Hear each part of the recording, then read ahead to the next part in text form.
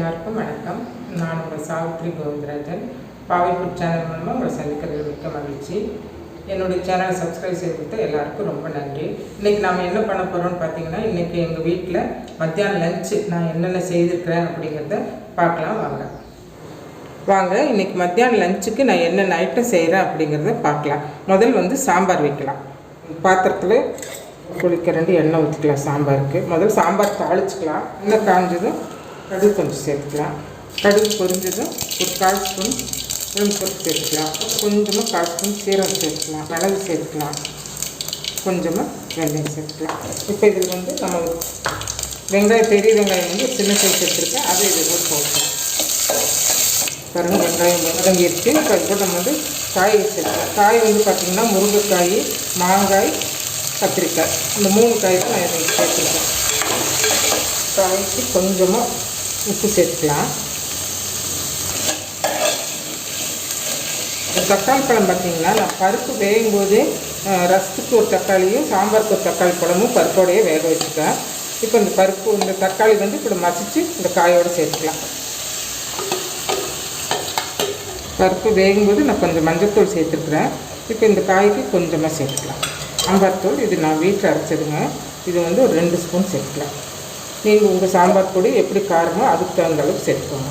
சேர்த்துட்டு எல்லாம் ஒரு நிமிஷம் எல்லாம் வதக்கிட்டு அப்புறம் காய் வேகிறதுக்கு நம்ம தண்ணி சேர்த்துக்கலாம். 1 நிமிஷம் ஆயிடுச்சுங்க. இப்போ இந்த காய் வேகிறதுக்கு நம்ம தண்ணி சேர்த்துக்கலாம். இப்போ இது ஒரு 5 நிமிஷம் வேகட்டுங்க. அதுக்குள்ளே இதுக்கு ஒரு மசாலா ரெடி பண்ணணும், அது நம்ம ரெடி பண்ணிக்கலாம்.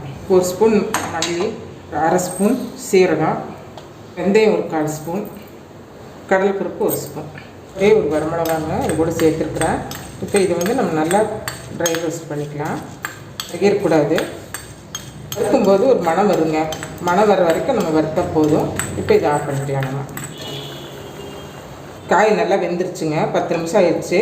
இப்போ நம்ம பருப்பு பார்த்திங்கன்னா, நான் ஒரு 100 கிராம் பருப்பு இருக்குங்க. அதை நான் குக்கரில் வச்சு இந்த சாம்பாருக்கு தேவையான தக்காளியும் ரசத்துக்கு தேவையான தக்காளி 2 தக்காளியும் இந்த பருப்போடையே போட்டு மஞ்சள் போட்டு வேக வச்சுட்டேன். வெங்காயப்பொடி கூட நான் பருப்போடையே போட்டுருவேன். இந்த பருப்போடையே போட்டு வேக வச்சுட்டேன். இப்போ இந்த பருப்பு இது கூட சேர்த்துக்கலாம். நம்ம பாருங்கள், நம்ம பருப்பு இது கூட சேர்த்தியாச்சு. பருப்பு போட்டு சேர்த்து ஒரு 5 நிமிஷம் வேகட்டுங்க. அதுக்கப்புறம் நம்ம புளி சேர்த்துக்கலாம். பருப்பு சேர்த்து 5 நிமிஷம் வெந்துருச்சுங்க. இப்போ நம்ம இது கூட புளி சேர்த்துக்கலாம். எலுமிச்சங்காய் சைஸ் புளி எடுத்துங்க. இப்போ இது கரைச்சி வச்சுருக்கேன், அது இது கூட நம்ம சேர்த்துக்கலாம். புளி சேர்த்து ஒரு 2 நிமிஷம் கொதிக்கிட்டுங்க. புளித்தலை தூவிடலாம். ட்ரை ரோஸ்ட் பண்ணி வச்சுருந்தோம் இல்லைங்களா, அந்த பொடியை இப்போ நம்ம நல்லா மிக்சியில் பவுடர் பண்ணிட்டு வந்தாச்சு. இப்போ இந்த குழம்பு நம்ம இறக்க போகிறோம். இந்த இறக்க போகிற சமயத்தில் நம்ம இந்த பொடியை தூவி நம்ம இறக்கணும். இது ஹோட்டல் டேஸ்ட்டில் இருக்குங்க. இந்த பொடி சேர்த்து செய்யும்போது ரொம்ப நல்லா இருக்குங்க. சூப்பரான சாம்பார் ரெடி ஆயிடுச்சுங்க. அவ்வளோதாங்க. இப்போ இதை நம்ம வேற ஒரு பாத்திரத்துக்கு மாற்றிக்கலாங்க. சாம்பார் ரெடி பண்ணிட்டோங்க. இப்போ நம்ம ரசம் வைக்க போகிறோம். ரசத்துக்கு பார்த்திங்கன்னா, பருப்பு வேக வச்சுருந்தோம் இல்லைங்களா, அதுலேருந்து பருப்பு தண்ணி தனியாக எடுத்து வச்சுருக்கேன். அந்த பருப்போடையே பார்த்திங்கன்னா, நான் தக்காளியும் போட்டு வேக வச்சுட்டேன். இப்போ தக்காளி நல்லா வெந்து வந்துருச்சு. இப்போ இந்த பருப்பு தண்ணியில் நம்ம தக்காளி நல்லா பிழிஞ்சுட்டுட்டு இந்த புளி சேர்த்தணும். இங்கே நல்லா வெந்து வந்துருச்சுன்னா நமக்கு இந்த ரசத்துக்கு கரைக்கிறதுக்கு நல்லா இருக்குங்க. ஈஸியாக இருக்கும். இல்லைன்னா கொஞ்சம் ஹார்டாக இருக்கும். நான் எப்போவுமே ரசத்துக்கு சாம்பாருக்கெல்லாம் பருப்பு வேக போடும்போதே நான் தக்காளி அது ரசு போட்டுக்குவேங்க. புளிஞ்சு வச்சுங்க. இப்போ இதுக்கு தேவையான புளி பார்த்திங்கன்னா, ஒரு எலுமிச்சம்பழம் சைஸ் எடுத்தோம்னா சாம்பாருக்கு ரசத்துக்கு சரியாக இருக்குங்க. இப்போ அந்த புளி தண்ணியை இதில் நம்ம சேர்த்துக்கலாம். இதுக்கு தேவையான உப்பு, கொத்தமல்லி தழை, கருவேப்பிலை தலைங்க, அதை கொஞ்சம் பிச்சு போட்டுக்கணும். இப்போ இதெல்லாம் சேர்த்து நம்ம நல்லா பிசைஞ்சு விட்டோம்னா, கருவேப்பிலை தலையும் போட்டுங்க, கொத்தமல்லி தழை, கருவேப்பிலை தழை நம்ம நல்லா இப்படி கலந்து விட்டோம்னா ரசம் ரொம்ப நல்லா வாசமாக இருக்குங்க. இப்போ இதுக்கு தேவையான தண்ணி ஊற்றிக்கலாங்க. இதுக்கு 1 டம்ளர் தண்ணி பிடிக்கும் பாருங்கள். இப்போ நம்ம ரசம் தாளித்து விட்டுடலாங்க. டீஸ்பூன் எண்ணெய் ஊற்றிக்கலாங்க. காஞ்சதும் நம்ம கடுகு சேர்த்துக்கலாங்க. வெந்தயம் ஒரு 4-5 பீஸ். நம்ம கடுகு பொரிஞ்சதுங்க. நான் 4-5 பல் பூண்டு தோல் எடுத்துகிட்டு தட்டி வச்சுருக்கிறேன். காரத்துக்கு 2 வரமிளகாய் எடுத்துருக்குறேன். தாளிக்கிறதுக்கு கருவேப்பிலை எடுத்துருக்குறேன். இப்போ கடுகு வெடிச்சது நம்ம இது எல்லாமே இது கூட சேர்த்துக்கலாங்க. சும்மா 2 வதக்கு வதக்கிட்டுங்க.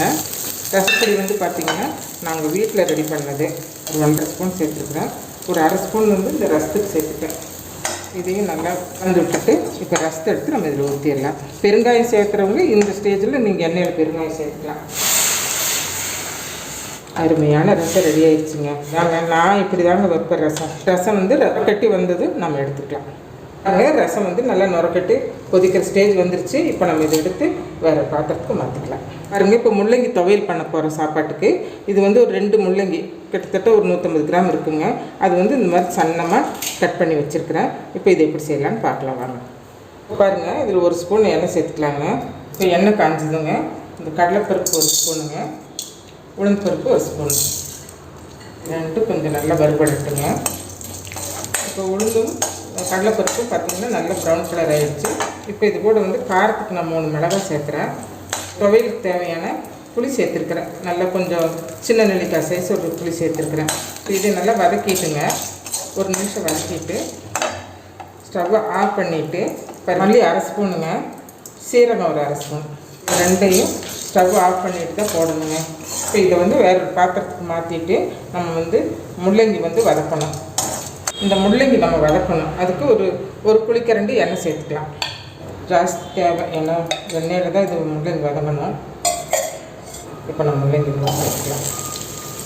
இப்போ வந்து பார்த்திங்கன்னா இது நல்லா ஒரு கோல்டன் ப்ரௌன் வரணும். இந்த முள்ளங்கி அது வரைக்கும் நம்ம வதக்கணும். கிட்டத்தட்ட ஒரு 15 நிமிஷம் ஆகுங்க. நல்லா வதக்கிக்கலாம். பாருங்கள், முள்ளங்கி வந்து பாருங்கள் நமக்கு இந்த அளவுக்கு ப்ரௌன் கலர் ஆகணுங்க. இதுக்கு முன்னாடி ஸ்டேஜ் எடுத்திங்கன்னா நமக்கு வந்து முள்ளங்கி வந்து ஸ்மெல்லு ஒரு சட்னி பண்ணாலும் கூட முள்ளங்கி வாசம் வரும். இப்போ இந்த மாதிரி வதக்கிட்டிங்கன்னா சுத்தமாக வாசமே வராதுங்க, முள்ளங்கி வாசமே வராதுங்க, ரொம்ப சூப்பராக இருக்கும். சரிங்க, இதுக்கு ஆற வச்சுட்டு நம்ம துவையல் அரைச்சிக்கலாம். இப்போ வந்து நம்ம வந்து முள்ளங்கிக்கு மல்லி, கடலைப்பருப்பு, உளுந்து பருப்பெல்லாம் வறுத்தோம் இல்லைங்களா, அது கூட வந்து பார்த்திங்கன்னா ஒரு 4 டேபிள் ஸ்பூன் தேங்காய் சேர்த்துருக்குறேன். தேங்காயோட கொஞ்சம் உப்பு சேர்த்து நம்ம ஃபஸ்ட்டு வந்து மிக்சியில் இதை வந்து குறக்குறன்னு அரைச்சிட்டு அப்புறம் தான் நம்ம முள்ளங்கி சேர்த்து அரைக்கணுங்க. அரைச்சிட்டு வந்து நான் உங்களுக்கு காட்டுறேன். இப்போ வந்து முள்ளங்கி துவையல் ரெடி ஆயிடுச்சுங்க. இந்த முள்ளங்கி துவையலுக்கு வந்து பார்த்திங்கன்னா நம்ம தண்ணியே சேர்த்தக்கூடாதுங்க. தண்ணி சேர்த்தாம தான் அரைக்கணும். முதல் வந்து அந்த மசாலா போட்டு ஒரு குறக்குறன்னு அரைச்சிட்டு அப்புறம் தான் நம்ம முள்ளங்கி சேர்த்து அரைக்கணுங்க. பாருங்கள், ரொம்ப நல்லா வந்திருக்குது, சூப்பராக இருக்குது. முள்ளங்கி ஸ்மெல்லே வராதுங்க. இது சாதத்தில் போட்டு பசைஞ்சு சாப்பிட்டா, நெய் ஊற்றியோ இல்லை தேங்காய் எண்ணெய் ஊற்றி ஏதாவது ஒரு எண்ணெய் ஊற்றி பசைஞ்சு சாப்பிட்டா அதே திருப்தியாக சாப்பிட்லாங்க. இப்போ வந்து பாருங்கள், நம்ம தண்டு பொரியல் செய்ய போகிறோம், வாழைத்தண்டு. இது வந்து நான் வந்து கொஞ்சம் கட் பண்ணி போடும்போது மஞ்சள் தண்ணியில் வந்து கொஞ்சம் மஞ்சள் கலந்து தான் இந்த காய் போட்டால், இல்லைன்னா கருப்பாயிரும். மோர் இருந்தால் மோர் சேர்த்துக்கலாம், இல்லைன்னா அரிசி கழுவுற தண்ணி இருந்தால் அரிசி கழுவுற தண்ணியில் இந்த தண்டெல்லாம் கட் பண்ணி போடலாம். நான் வந்து இன்றைக்கி கொஞ்சம் தண்ணியில் மஞ்சத்தூள் போட்டு இந்த காய் கட் பண்ணேன், அதனால் உங்களுக்கு வந்து மஞ்சள் கலராக தெரியுது. இப்போ இந்த பொரியல் எப்படி செய்யலான்னு பார்க்கலாம் வாங்க. ஒரு குழிக்கரண்டி எண்ணெய் ஊற்றிக்கணுங்க. எண்ணெய் காஞ்சதும் கடுகு சேர்த்துக்கலாம். பொரிஞ்சது 1 ஸ்பூன் உளுந்து பருப்பு சேர்த்துக்கலாம். அதே 1 ஸ்பூன் கடலைப்பருப்பு சேர்த்துக்கலாம். கருவேப்பிலை சேர்த்துக்கலாம். அப்புறம் வெங்காயம், பெரிய வெங்காயம் வந்து சின்ன சைஸ் எடுத்து ஒரு வெங்காயம் கட் பண்ணி வைக்கிறேன். இது கூட சேர்த்துக்கலாம். வெங்காயம் வந்து ஒரு கண்ணாடி பதம் வந்தால் போதுங்க. இப்போ நம்ம தண்டு சேர்த்துக்கலாம். இதோட தண்டு வேகிறதுக்கு கொஞ்சமாக உப்பு சேர்த்துக்கலாங்க. தண்டுக்கு வந்து எப்பவுமே உப்பு ரொம்ப கம்மியாக சேர்க்கணும். இந்த தண்டு வேகிறதுக்கு இப்படியே விட்டாலும் தண்டு வெந்துடும். இருந்தாலும் நான் ஒரு 1/2 டம்ளர் தண்ணி சேர்த்து வேக வைக்கிறேன். தண்டு சீக்கிரமாக வெந்துடுங்க. தண்டு ஒரு 10 நிமிஷம் வேகட்டுங்க. அதுக்குள்ளே இதுக்கு ஒரு மசாலா ரெடி பண்ணிக்கலாம். பாருங்கள், இப்போ இந்த தண்டுக்கு வந்து ஒரு மசாலா ரெடி பண்ணுறேன்னு சொன்னேன் இல்லைங்களா, அது வந்து பார்த்திங்கன்னா தேங்காய் வந்து 2 டேபிள் ஸ்பூனுங்க, ஒரு 1/4 ஸ்பூன் சீரகம், 3 வரமிளகாய் காரத்துக்கு, அப்புறம் பூண்டு வந்து ஒரு 3 பல் பூண்டு, சின்ன பூண்டாக எடுத்திருக்கேன், ரொம்ப சின்ன பல்லாக எடுத்திருக்கேன். அப்புறம் ஒரு கீத்து கருவேப்பிலை. முதல் வந்து பார்த்திங்கன்னா அரைக்கும் போது தேங்காய், சீரகம், வரமிளகாயை அரைச்சிக்கணுங்க. தண்ணி சேர்த்தக்கூடாதுங்க, கொஞ்சம் குறந்து அரைச்சிக்கணும். அப்புறம் லாஸ்ட்டில் வந்து கருவேப்பிலையும் இந்த பூண்டு வெள்ளைப்பூண்டையும் போட்டு ஒரு சுற்றி எடுத்துடணுங்க. அவ்வளோதாங்க, நான் அரைச்சிட்டு வந்துடுறேன். பாருங்கள், தண்டு வந்து நல்லா ஒரு 10 நிமிஷமாக நல்லா வெந்துருச்சுங்க. இப்போ வந்து இதுக்கு வந்து நம்ம ஒரு மசாலா ரெடி பண்ணணும்னு தேங்காய், வரமிளகாய், சீரகம், பூண்டு, கருவேப்பிலை இதெல்லாம் சேர்த்து நம்ம வந்து தண்ணியே சேர்க்கக்கூடாதுங்க. இந்த மாதிரி குறந்து அரைச்சி எடுத்து மிக்ஸ் பண்ணணும். சும்மா 1 நிமிஷம் பரட்டி விட்டால் போதுங்க. ஆயிடுச்சு. இப்போ வந்து நம்ம ஆஃப் பண்ணி எடுத்துடலாம். சமையல் வேலை முடிஞ்சிருச்சு. இன்றைக்கி நான் என்னென்ன மத்தியானம் லஞ்சுக்கு சமைச்சிருக்கேன்னு பார்க்கலாங்களா. இன்றைக்கி பார்த்திங்கன்னா சாப்பாடு, இதில் பார்த்திங்கன்னா மணக்க சாம்பாருங்க.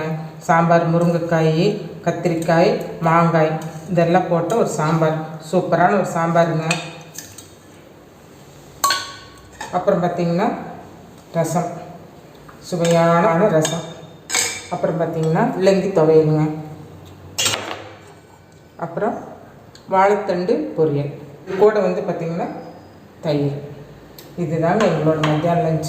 எப்போவுமே எங்களுடைய மத்தியான லஞ்சில் பார்த்திங்கன்னா ஒரு கீரை இருக்கும், எக் இருக்கும், அது போக ஒரு வெஜிடபிள் பொரியல் இருக்கும். இன்றைக்கி வந்து முட்டை வைக்கலை, இன்றைக்கி வெள்ளிக்கிழமை இல்லைங்களா, அதனால் முட்டை செய்யலை. அதுக்கு தான் துவையல் செஞ்சுருக்கிறேன். வாங்க எல்லோரும் சாப்பிட்லாம். இந்த வீடியோ பிடிச்சிருந்ததுன்னா இந்த வீடியோக்கு ஒரு லைக் பண்ணுங்கள், ஷேர் பண்ணுங்கள், கமெண்ட் பண்ணுங்கள், சப்ஸ்கிரைப் பண்ண மறந்துடாதீங்க.